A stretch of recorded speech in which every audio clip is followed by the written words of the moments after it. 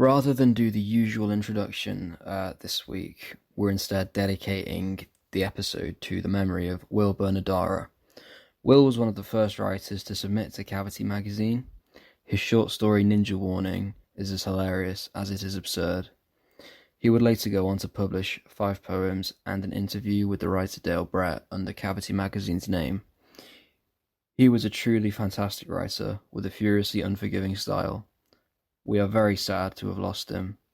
The literary world will forever be thankful for his contribution. Thank you, Will. Rest in peace. While we mourn the loss of a great writer who we had the pleasure of working with, it seems right that we celebrate the works of another. Our first story today comes from Nathanial Duggan, titled You Won't Hear My Name Anymore, an often terrifying portrayal of a son's relationship with his mother in a swamp-like town and his climb up the corporate ladder. Nathaniel is from Maine in the United States, and the story was released on June 1st of this year on Cavity magazine. The second story, Variance, was written by Stephen Walsh, based in Dublin.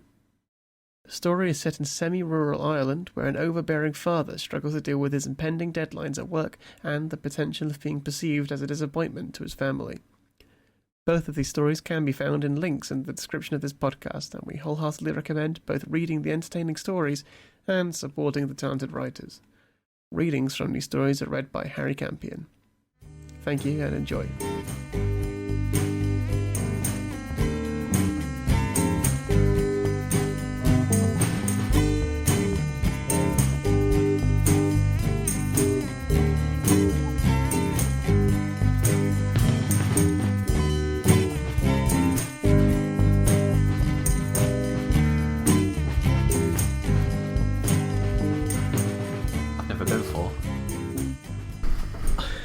I am number 4. 1, 2, 3. Sorry. Sorry, no, we'll do that again. 1, 2, 3. 4. Excellent. Take me away, Calgon. Yeah, so what story do you guys want to start with? Shine/Variance by Stephen Walsh, or You Won't Hear My Name Anymore reckon by Nathaniel Duggan? Let's rep Cavmag All from right. the off. yeah. Good plan. Right. Yeah.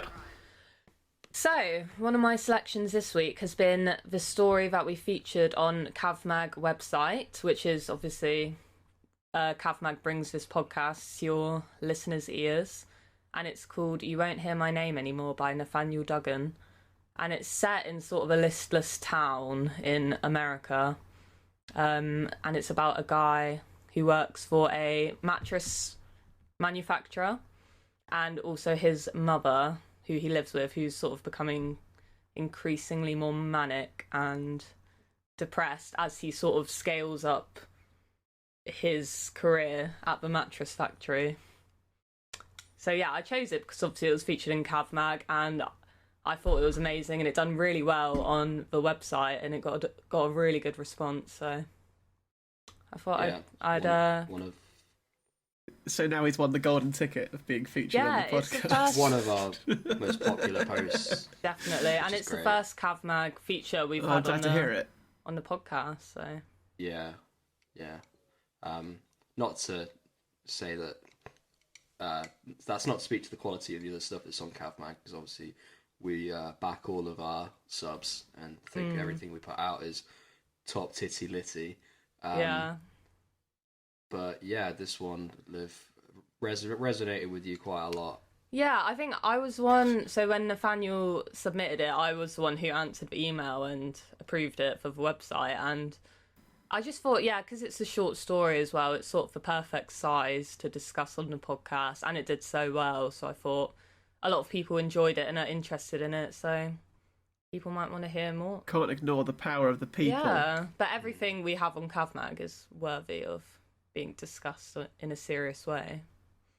Yeah, 100%. Even this podcast, at some point, maybe one of us will suggest an episode of our podcast to discuss on the podcast. Maybe Oh the unaired podcast. The That'll be secret enough. one. Yeah, that doesn't need to ever come out of the vault. That one doesn't need to ever be aired out of the Google Drive. It's behind a Anniversary paywall. special.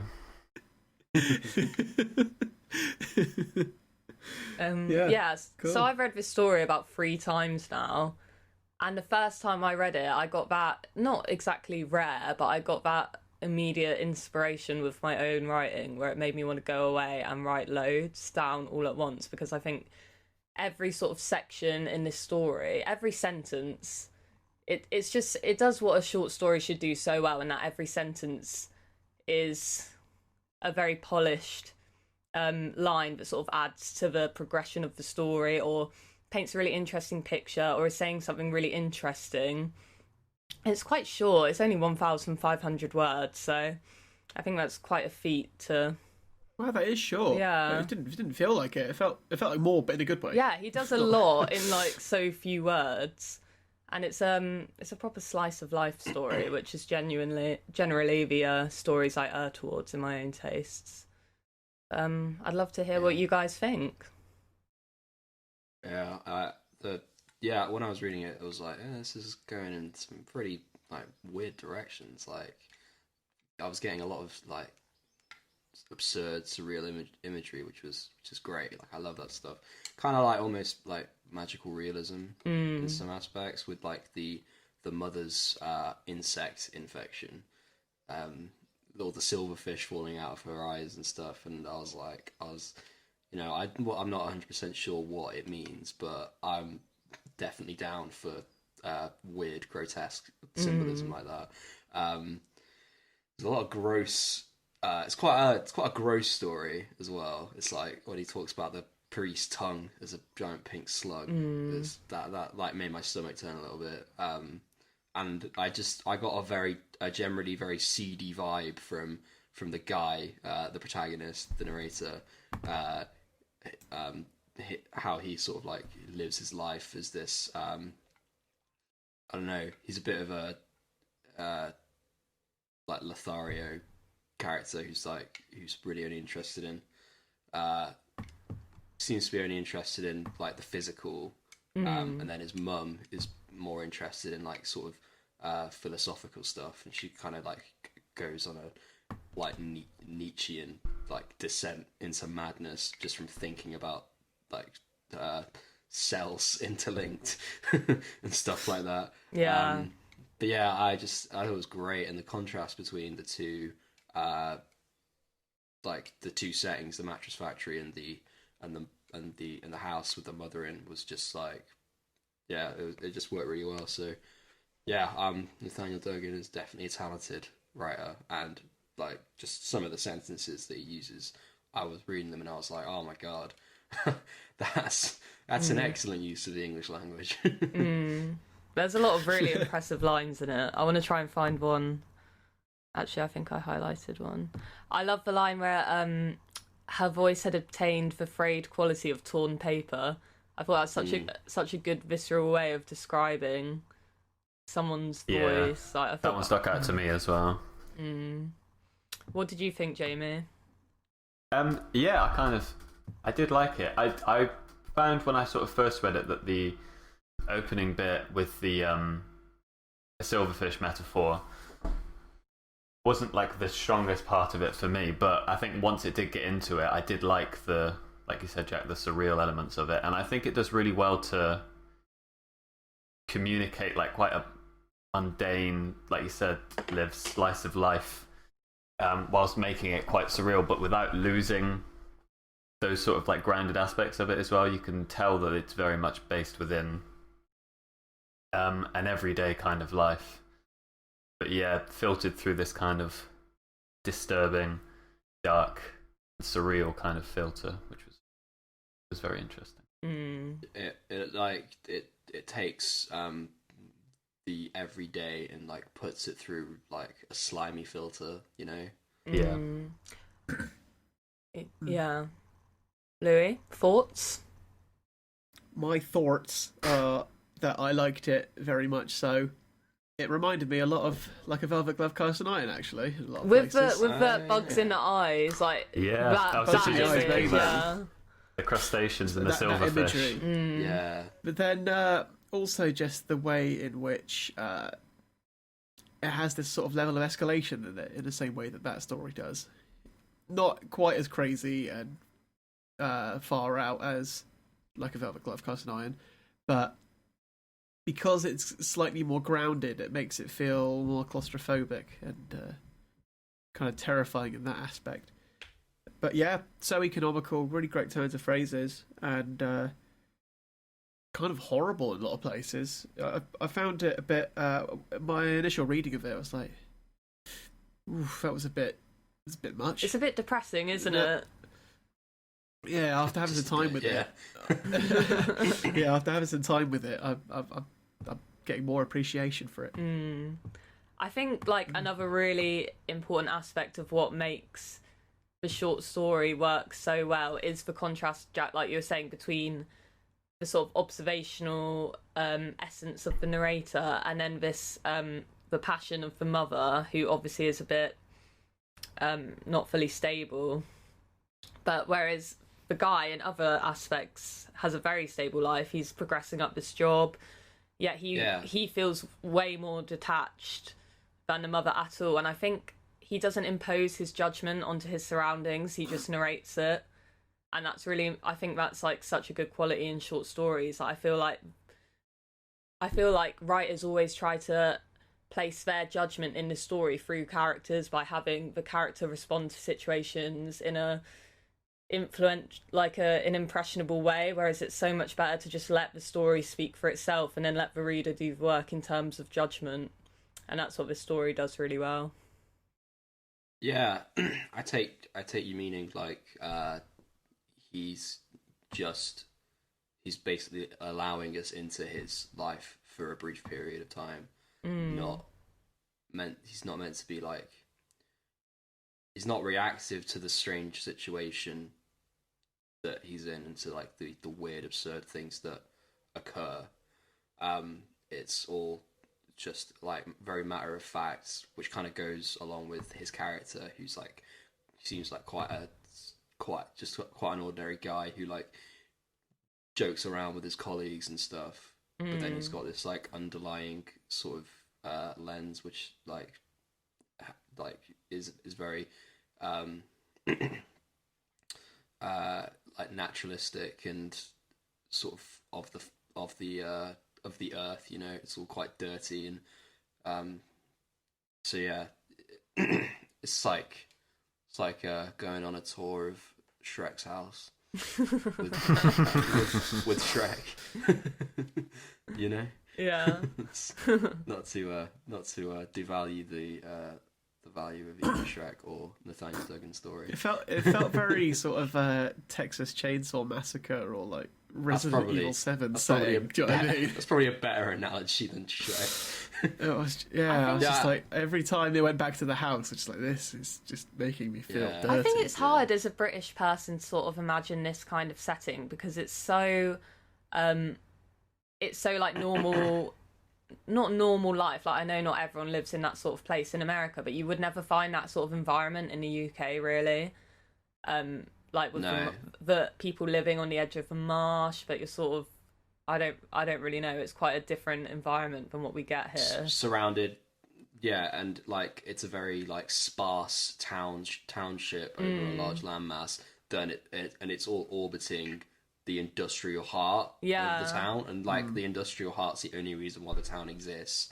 Like we do have, we used to have towns like that in the UK, not so much anymore because of the mines and stuff and all. Thanks, Thatcher.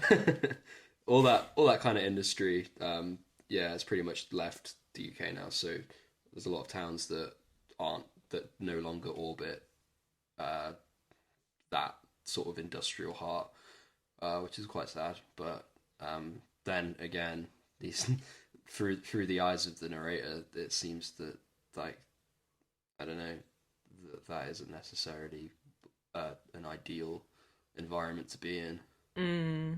Yeah, I think his job as well, he's sort of like his career as like what turns out to be a salesperson is sort of figured by his need to like escape the environment around him. So obviously his homeland, like the area around his home is a bit, it's not very pleasant. There's a smell of sulphur. It seems very empty and listless. And then obviously the factory is this very overbearing sensory experience as well. It's like noisy, it's dreary and continuous.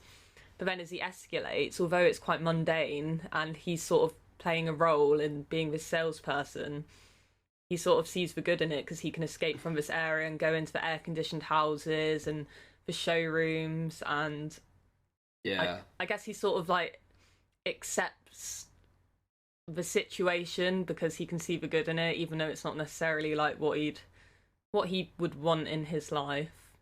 Well, he doesn't necessarily find meaning from it. At work, I was promoted to delivery driver. The daily factory hum translated to the low grumble of a truck.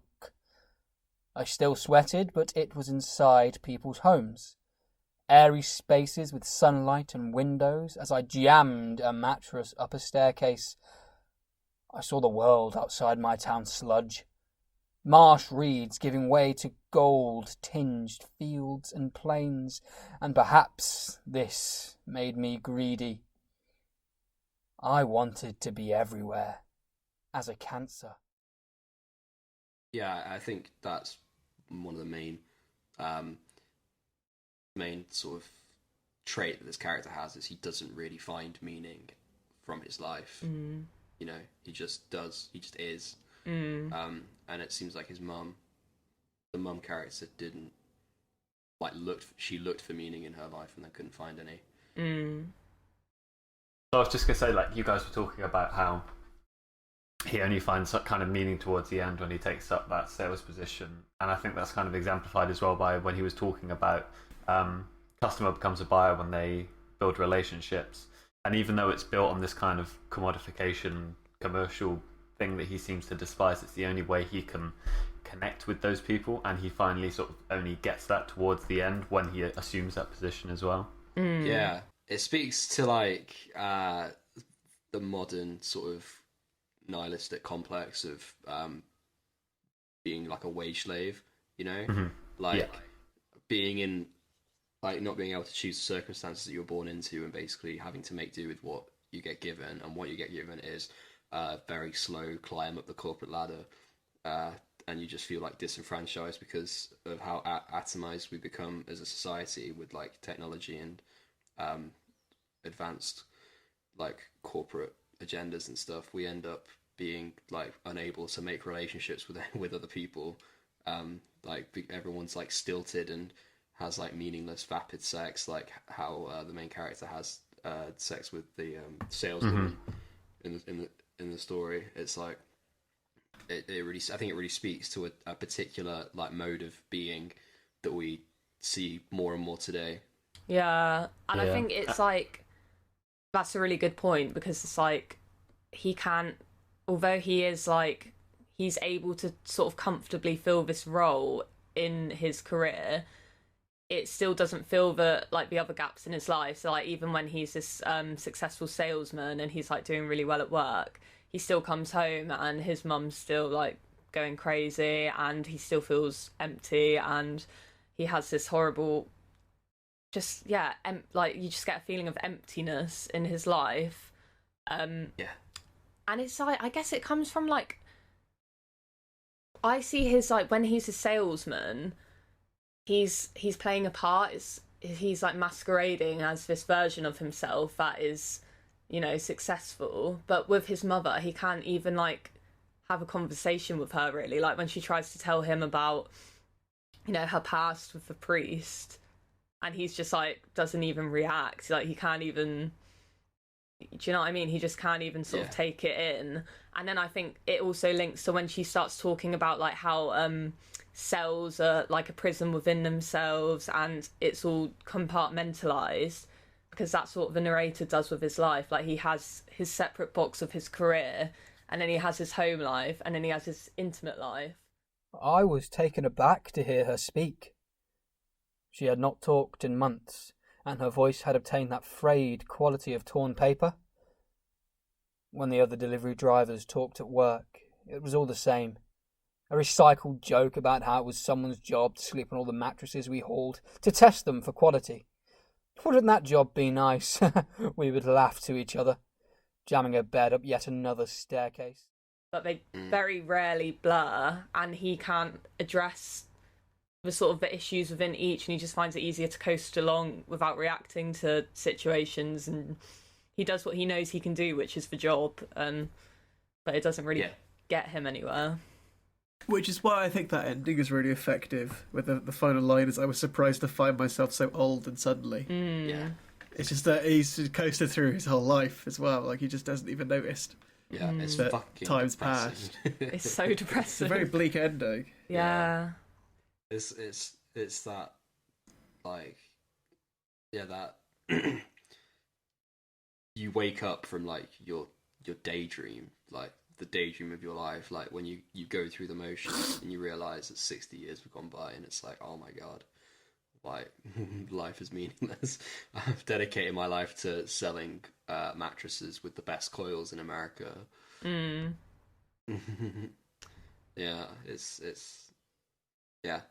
funny. It's interesting though, because it shows both ends of the spectrum. Like with his mum, she is obviously, I feel like they both sort of suffer similarly in that there's part of them that is very unhappy with the system of the world and the system of life, yet he sort of gets by just ignoring it or accepting it or not commenting on it, whereas she's clearly sort of driven mad by it and is trying to do the opposite. And occasionally she like bursts out and talks to him, and I feel like if they could just connect more over that struggle that they both sort of share, then the outcome for them both might be a lot different. Yeah. I agree. I think I was trying to puzzle. I was puzzling over the meaning of like the mother and the insects and stuff. After I read the story for the first time, and I picked up that he mentions. Let's see. In her retirement, she had become fascinated with immortality, spending her social security checks on powders and pills, saying things about cell death, etc. So, like, could that be like a comment on, I don't know, like the pharmaceutical industry, and how there's like a pill for everything, and like there's like the attempts to sort of curve illnesses just kind of create more problems, like the opioid crisis is going on in America right now. Could potentially... I thought that spoke a bit more to the mother's manic nature in like nearly all of her facets of her life. Right. Like she's trying to plug so many of those holes with that kind of stuff. I like she. How do I put this? Like she's trying to paper over or put her finger in loads and loads of leaks in the hull of a ship, and she'll try it by spending her welfare checks on that kind of stuff. She'll do it by putting all the furniture outside and trying to repaint the house, plasticking up everything so it doesn't get dirty, but she never truly addresses any of those issues that she has in her life, and she just dies without her son ever even noticing. Yeah. I think it could speak to both. Like, I think there's definitely people become addicted to pharmaceuticals very easily, especially if maybe you're of that manic tendency. Yeah, the stuff with the immortality was like, I think that's what kind of made that connection clearer for me. Obviously, like her vain attempts to, what? What's that noise? Oh, Can you hear that? Something gonna explode. I'm really sorry if you can hear a long, high frequency note. My little sister's doing her physics homework, and she's testing everyone in the house, how high a frequency they can hear up to. Sorry about that. I should have warned you guys before we started the podcast. Listeners of the I was podcast, gonna say, they could tweet test in. themselves at home. Yeah. Tweet in when you can't hear it anymore, and we'll forward the messages on to Jack's little sister.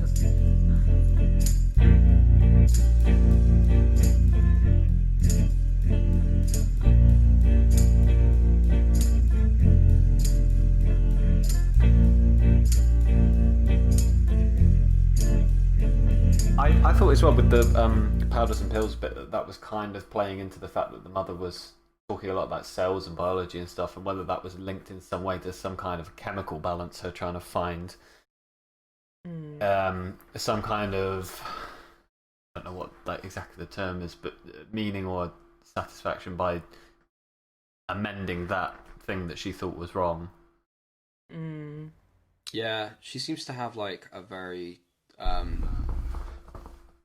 almost like rebellious nature. Like she wants to break down systems and barriers and stuff, whereas the son's more content to have them there. And I think so that and that could possibly be connected with the priest thing, because I think that would maybe her like being essentially molested by a priest would sort of spur her on to like rail against any form of control. And like these massive powerful systems, like obviously there's corporatism, but then there's like the power of the church, Organized religion.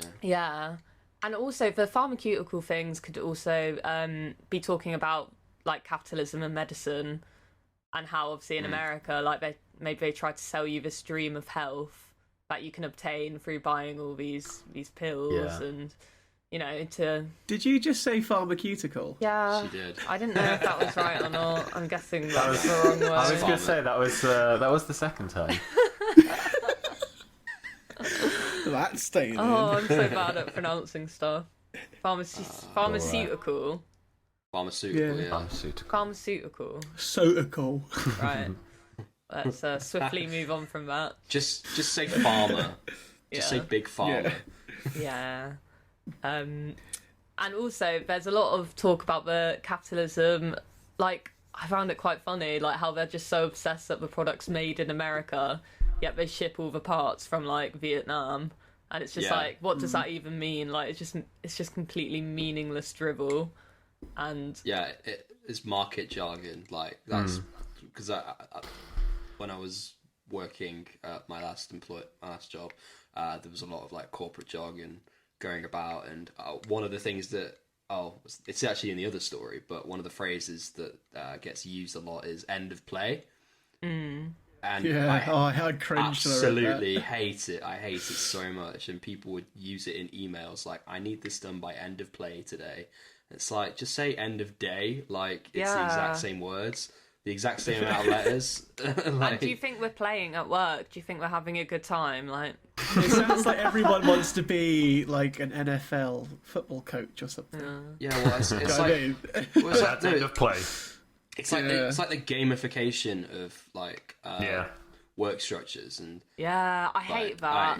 We're all on one team, and there's no I in team, and we're all essentially a family, and but if you come in late on time, you're gonna get a disciplinary. The funny thing is that like the main character seems to take that exact same attitude towards those words in like the early parts of the short story, but by the end, when he's become the salesperson, he's kind of given into them, and accepted them, and that he like sees those ways as the only way that he can communicate almost. See Cypher in the Matrix. Yeah. I also love that line where he's like become a salesman. And he's like, I spoke rapidly and at all times, firing off mattress dimensions and coil count and foam measurements. Like, it's just such a good way to describe that corporate manic energy that salespeople have. I like that metaphor that ran throughout as well about the coils being pressed and springing back each time. Kind of like the weathering of everyday life. But I thought that was a really effective way of framing it. Yeah. There's this whole thing in the story as well about sweat. About when he works on the factory floors, it's like, I'll sweat, and the sweat comes to sleep with me and stuff. And I'm really butchering what was probably a really good phrase in the story.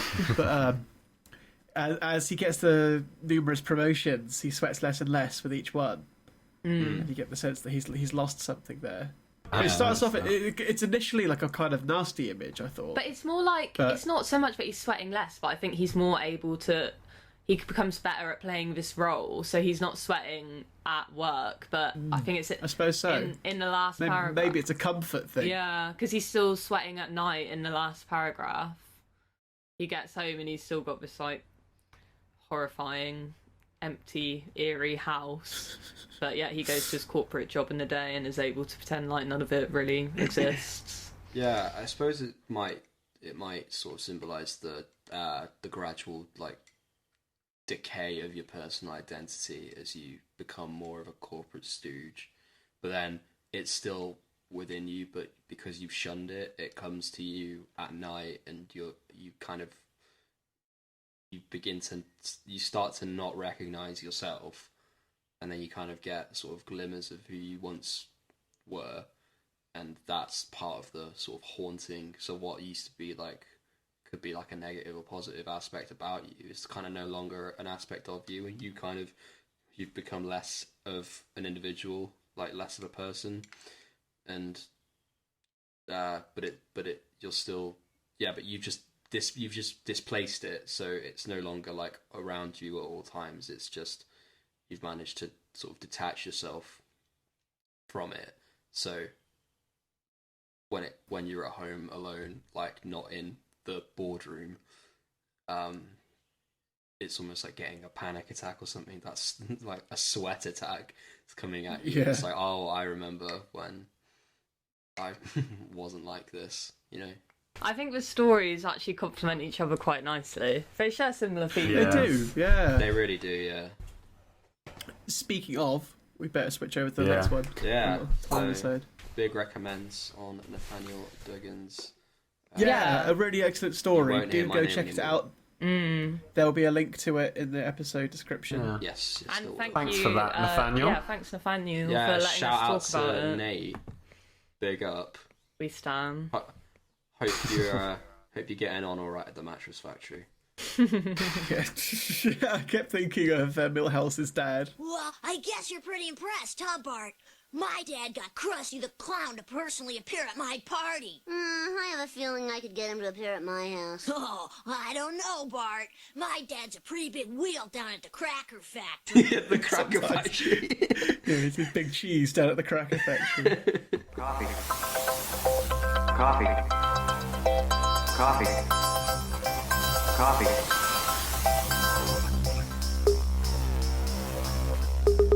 So this short story is called Shine/Variance. I think that's correct. Yes, Shine/Variance. And I read it like a few months ago because it was posted on the White Review, and the White Review is basically just a British arts journal publication that I've liked for quite a few years now. They just post a really high standard of writing, and they do like yearly short story competitions, and this was shortlisted for the 2019 short story prize. They didn't actually win.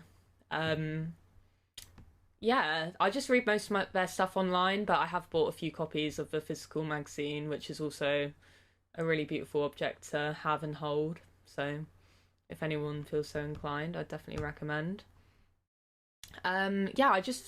This story is very unique, and I feel like it really plays a lot with the narration, and it sort of pushes the form to a really, I don't know, it pushes the short story form in a really effective way, and I've never really read anything like it before, so I thought you guys would like it. Obviously Jack and Louis, we all studied English literature, so I know you obviously would probably appreciate a short story, but it's doing For those something a bit listeners who different. didn't catch that, we all studied English literature.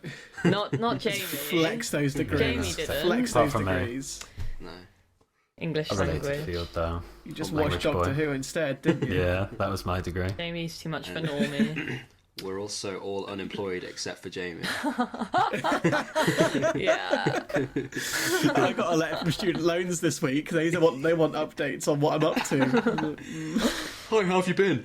It's like, I'm actually a producer and editor of a podcast now.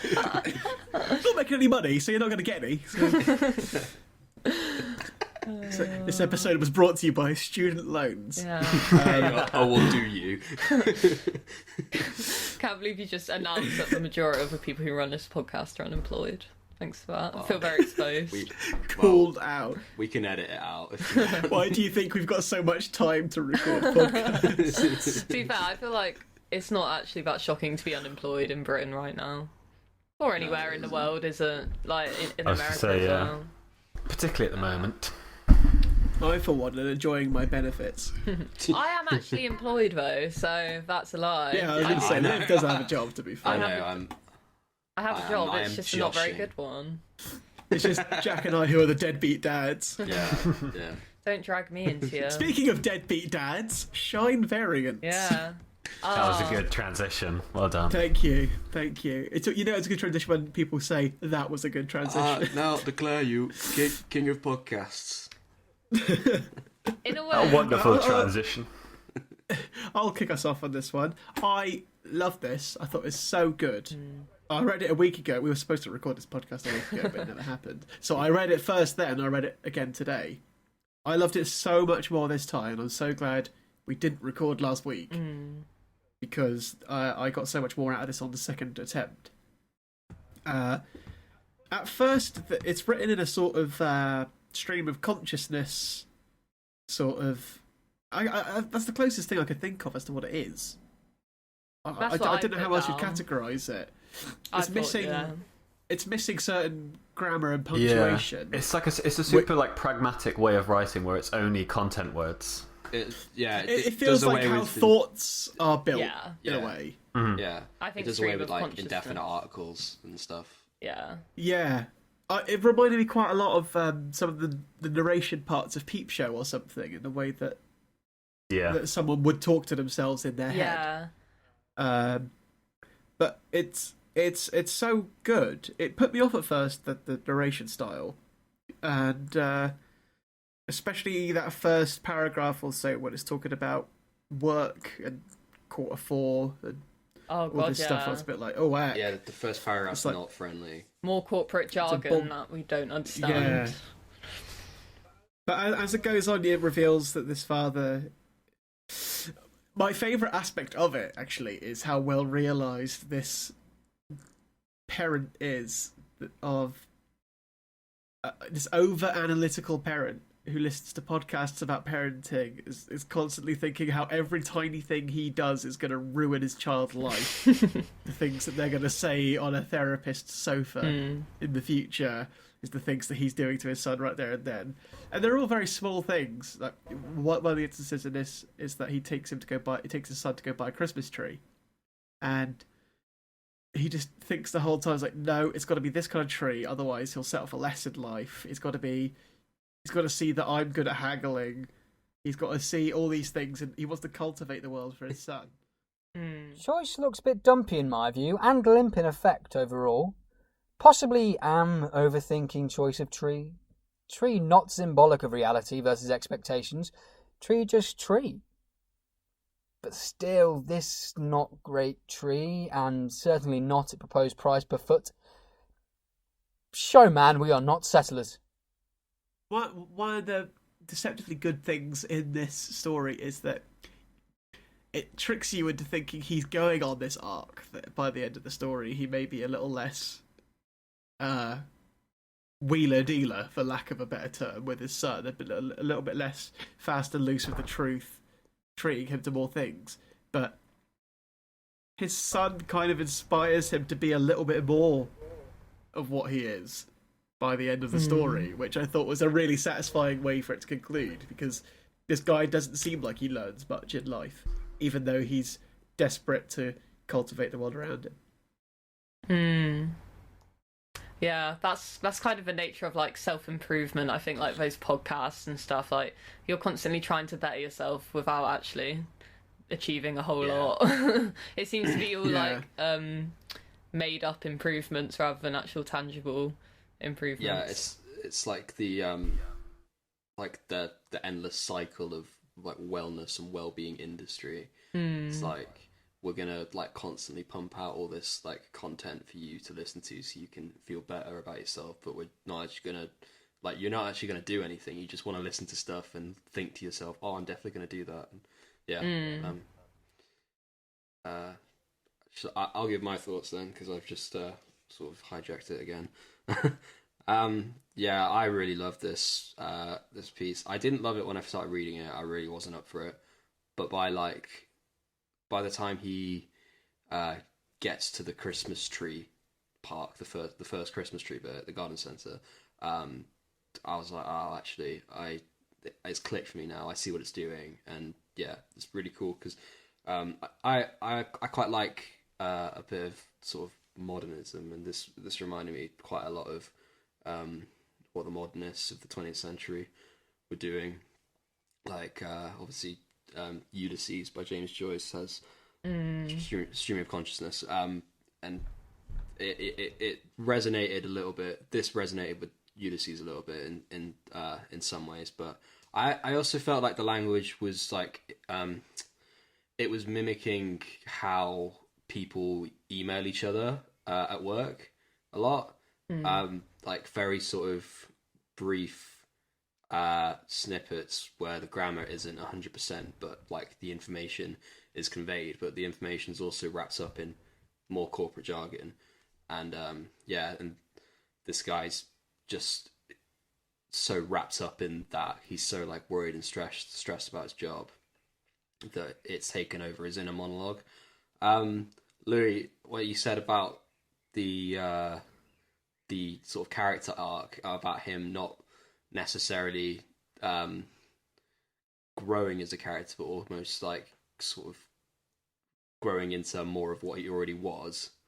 He kind of mutates in a way. It's quite funny. Yeah, I loved that. I thought that was great because I was like, I felt really bad for this guy, just like worrying about everything, and he seemed like a pretty decent chap who just wanted the best for his son, but he also like needed to close that. Excuse me. He needed to close that sale, like desperately, and he almost like he tries to juggle both work and family at the same time, and it ends up in a disaster. And I thought his son was great. Like, assuming you've already read the story and you're listening to this, basically, in order to clinch the sale, his son tells the client that his dad's got cancer. And I laughed so hard when he said that, because I was like, it's so Machiavellian. It's genius. And like the childlike innocence mixed with the actual like ethical ramifications of lying about having a terminal illness is such a beautiful thing. I thought it was great, and I was like, I'd be so proud of my son if he did that. I really would. It's like that. You know what? I'm not even mad. Couldn't have been done by anyone else but a child, could it? Yeah, literally. Without it coming off horrible. I feel like I'm gonna take advice from this. it's one of the few instances of children where they actually feel like a child and not an adult writing what they think a child sounds like. Yeah. They did that really definitely. well. Jamie? He like mentions his fail videos and stuff. Yeah. Yeah. Sorry, Jamie. Thoughts? That's all right. I will add my opinions to the love pile. Yeah, I really enjoyed this. I thought it was great. I love the setup for it. The whole thing of like getting the Christmas tree with the parents is such a relatable situation. I think it's such like an interesting dynamic as well. For yourself. Yeah. Well, yeah. I mean.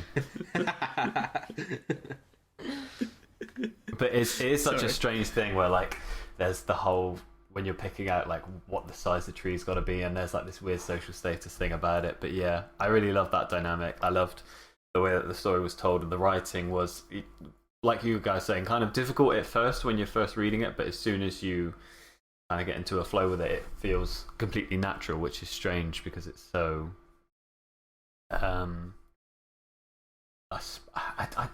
was going to say bare in terms of how it uses its language, but I think probably the pragmatic one I said that earlier is probably a bit better. But yeah, I thought it was really, really wonderful. I was going to say, I think what's so impressive about this story is how they're writing in a way that is obviously very unnatural to the short story form, in a sense that you don't write like that normally. Writers don't. Yet it's so consistent throughout. Like, how did the Stephen Walsh, how did he manage to get such a consistent but disordered narrative. Yeah. Like, it's so impressive. It's particularly impressive as well because it's very descriptive in a way that's not prosy either. It manages to paint this world with nearly only short sentences. It's very Which I unpretentious. think is so difficult to do. Yeah. I could imagine this kind of story if it was written by like one of our the people in our creative writing classes at uni. I can imagine it actually getting shot down by some of the me too. seminar leaders. Oh, yeah. Being like, "Don't write like that. Don't write like that."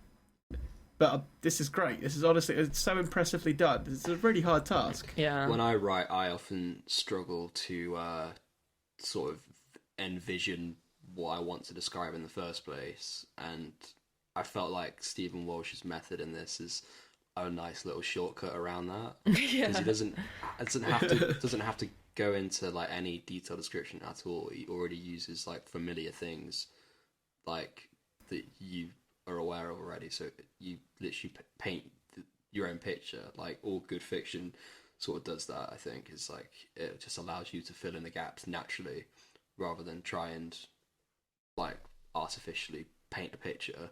But yeah, like I really adore this style. I think it's beautiful. Yeah, I think it probably was written like first as standard prose and then just did a heavy edit, taking out all the indefinite articles and like short, like chopping sentences in half, getting rid of any commas. That kind of. I think it just basically was written as a normal story, and then was like chopped and chopped and chopped, which is like very cool. I think. Can I play on your phone? Give it to him. Watching fail videos. Kids falling off bed into pools, etc. Unclear if people actually hurt, requiring treatment. Assume not, as off-camera laughter. I love the way that the style of writing says so much about the characters as well. Like, it speaks so much to the father's mentality in this story. It's such an effective way of immediately putting you in his frame of mind for like the rest of the story. I just found it hilarious when he starts like ranking his children's looks. Yeah, it's so funny. We haven't talked about how funny it is as well. Like, I laughed out loud It's very at funny. several points in this story. Like, Yeah, it is hilarious.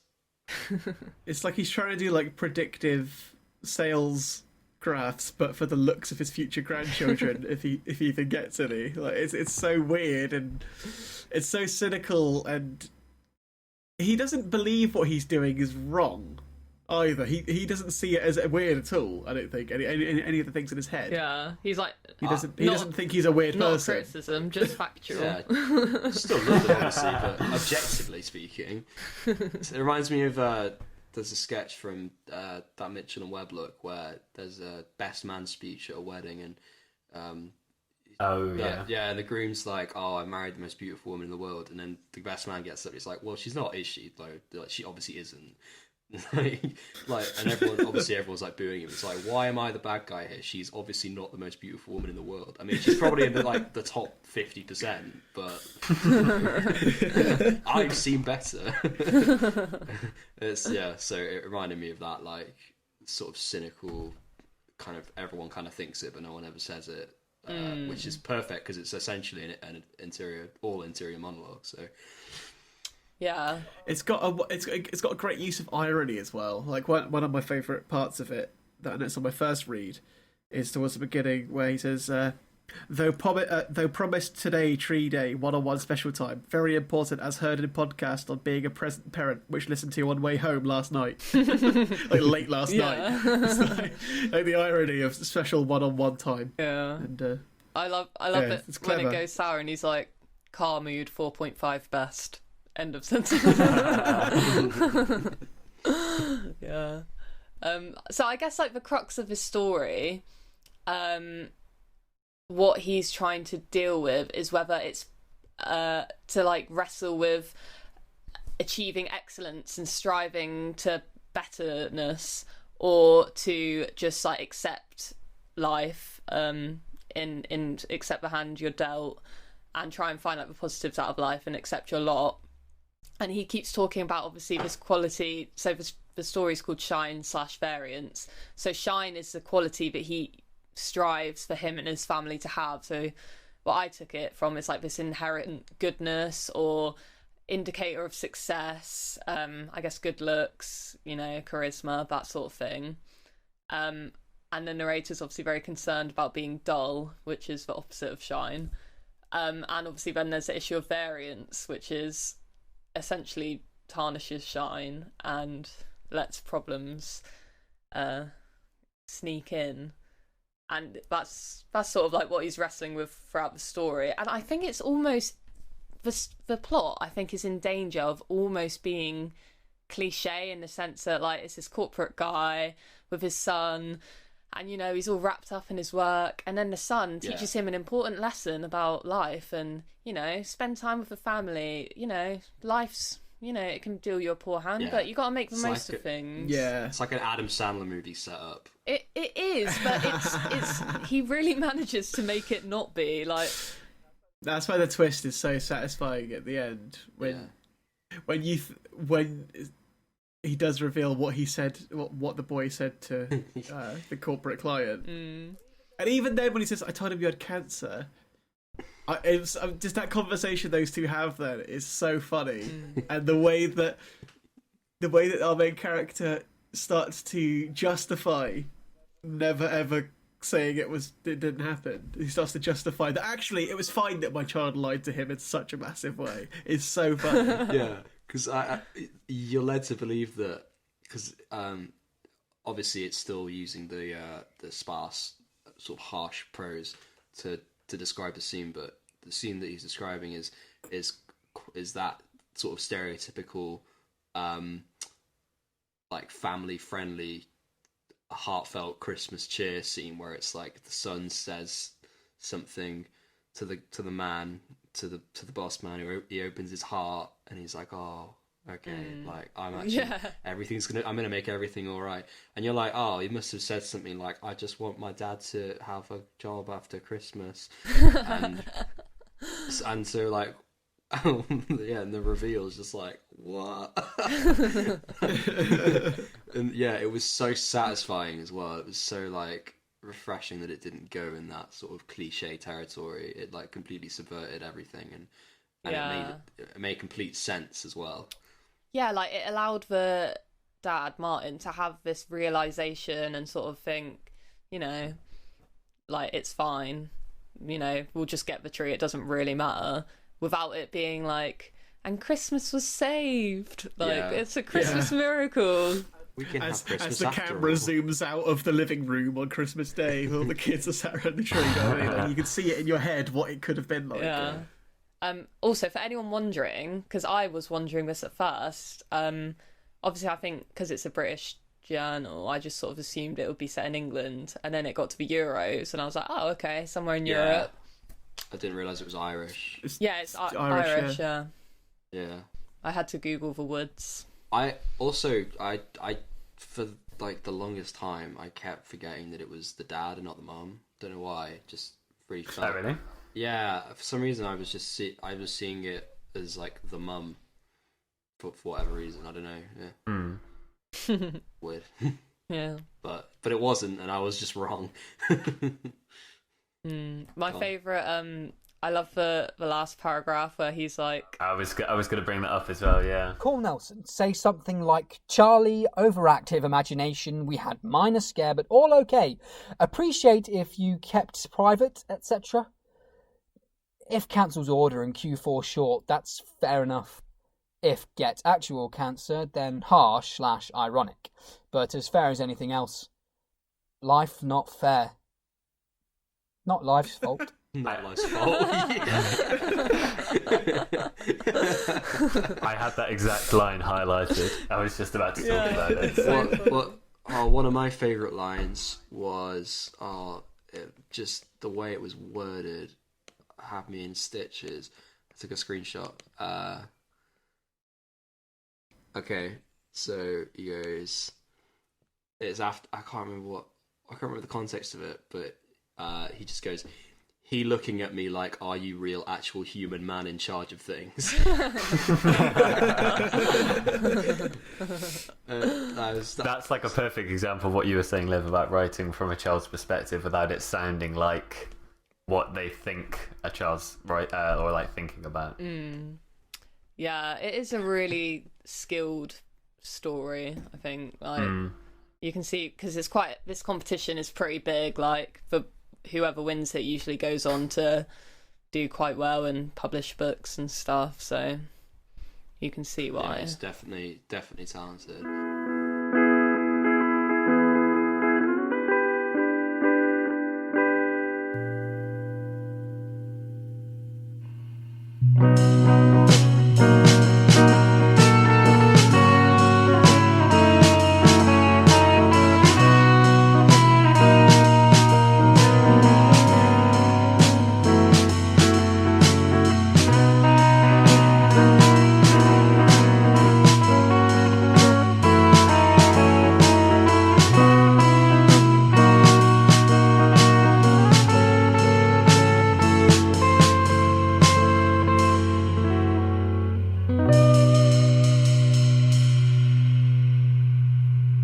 Did anyone find themselves so like immersed in this narrative style that when they actually entered into dialogue, I was a bit surprised that they spoke normally? Yeah. That was another sort of aspect to the attention to detail that I really appreciated, with like how different it is when you think versus how you actually speak, especially to another person, and like the dialogue, how the dialogue's different between his boss and his and the text messages as well, and how he speaks to Charlie. It was all very good. I think like the ending of the story, it's very similar to the story we just discussed, in the sense that, like, you know, similar themes of like corporatism and corporate greed and sort of being trapped in this system that takes over your whole life. This story, it does kind of have a possibility of improvement at the end. So it's a little bit more hopeful than the other one. Yeah, exactly. They're very similar characters, I thought. The narrator of the one on Cavmag, and the main guy in this, he's accepted his like role essentially as a salesman, as a corporate stooge, and he's fine with everything. He's not really like looking towards the future. He's not worried about his future in the long run. He's just like, can I keep afloat right now? Yeah. And in the sort of world we live in, we've sort of been like, I think a lot of us take a very similar attitude where it's like, right, what can I do now immediately? And then you just end up in a rut, and then you end up kind of, like going back to your mum's house and she's been eaten by bugs. Yeah, you can imagine like the narrator of You Won't Hear My Name Anymore, like maybe 20 years down the line, and he's been fully consumed by his job at the mattress factory, and then he's become this like dad before he realised it, and now he's having to deal with like fatherly issues, but he's still so sucked into life as a salesman. Just completely detached. Like 20 years later. Yeah. Some final thoughts? Yeah, final thoughts. Let's do that, because I hate rating. Yeah, rating sucks. Go for it, Jack. Lead the way. Okie dokie. So, what's it called? You Won't Call Me by Your Name. You Won't Hear My Name Anymore. I was getting it mixed up with Call Me By Your Name 2. It's a sequel. By Nathanial Duggan. By Nathanial Duggan. Sorry, Nathanial. I'm really sorry. I can't remember your awesome stories title. But that when I read it, it blew me away. The images that are used are so like weird and unique, and the language is so beautiful that it's worth reading just on a purely sort of aesthetic point. But it also carries a lot of sort of heavy emotional weight and symbolism. So it's 100% worth your time, and we've got loads of other great stuff like that on the CavMag website. So please go over and jump right in. And yeah, Shine/Variance. What a treat that was. Insane use of language. Yeah, someone said it earlier, but I've never read anything like that, like that used language like that. And yeah, and it's really wickedly funny as well. So just a really great week all around, to be honest. Glad you enjoyed. Well done. Jamie. Take it away, Jamie. Yeah, You Won't Hear My Name Anymore, I think, is a really great sort of surreal, strange trip that somehow manages to feel everyday and mundane at the same time, which is a really interesting and cool feat to have pulled off, and it's very well written as well. And Shine and Variance is so funny, and just feels so kind of relatable from like a personal perspective in terms of the setting, and yeah, just terrifically written as well. Louis? More of the same, yeah. You won't. What's it called again? You Won't Hear My Name Anymore. Yeah. I've got that stupid "Call Me by Your Name" thing that Jack said in my head now. You won't hear my name anymore. Yeah, that's excellent. It really is, and it's the kind of quality writing that I'm sure we all dreamed of on the site. We've set it up. It's great that people of such high caliber are sending that kind of thing in, and a lot more other interesting gubbins like that as well on the site. And Shine Variance was a proper treat over on the White Review. Once again, there'll be links to both those on the podcast description. Go read them. I tell you what, there was actually one more line in the White Shine Variance. Sorry, I'm all over the place. I'm very hungry. We've got a roast dinner cooking downstairs, and I'm very distracted by the smell of nut roast. Yummy. At the end, when he's thinking maybe his son genuinely thinks he has cancer, he says, "Could not have seen me smoking as was behind car and always hide it, but still knows what's going on. Maybe I'm dying and he has supernatural insight like Canary in Mine." I like that bit. Which I thought was very, very funny. Yeah, I'm all up for reading short stories that make me laugh quite a lot. My favourite writers are usually very funny. Yeah. So I'll look out for some more Stephen Walsh stuff. Yeah. We could all do with a laugh in these dire times, so definitely check out these unprecedented times. I'm very glad that you all liked it. I think the short story is such an underrated art form. Like, I love short stories. That's like little nuggets of joy that are very quick to consume, but they linger with you for a very long time. And I think these are both masterclass short stories. Like, they do all the right things as short stories should, and it's good. But like, obviously the first one's quite heavy and it deals with a lot of heavy themes. Yep, the second one, while it does deal with some heavy themes, it's also a bit more lighthearted, which is nice. It's two sides of the same coin almost. So yeah, thank you, Nathanial Duggan and Stephen Walsh. Great stories. Yeah. Cheers, guys. Thanks, guys. Cool. Excellent. Smell you later. I'm gonna hit stop. Yep. Who's picking next week, by the way?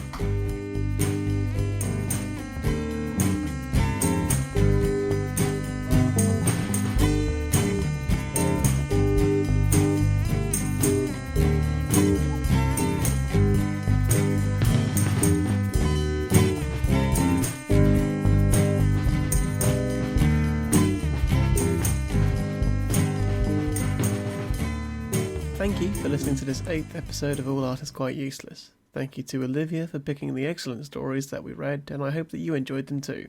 Next week we're discussing Terry Gilliam's 1985 film Brazil, and we are joined by our first special guest of the show, who we're very excited to have with us, but we'll let them introduce themselves next time. Once again, our thoughts and best wishes go out to Will Bernadera Jr.'s family. He'll be sorely missed.